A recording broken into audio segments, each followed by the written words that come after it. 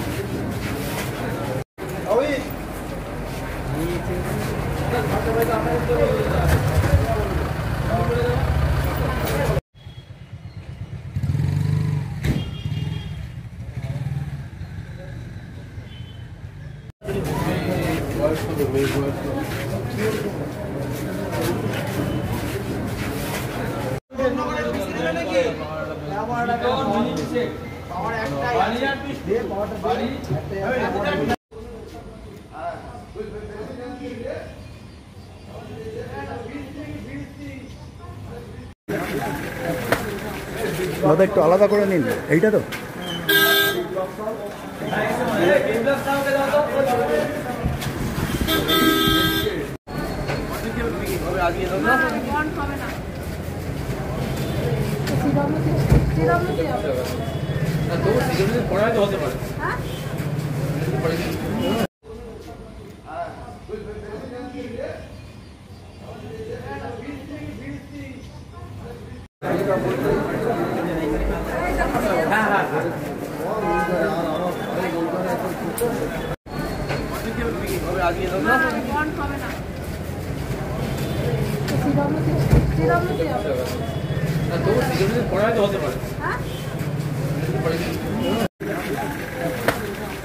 দাদা একটু আলাদা করে নিন, এইটা তো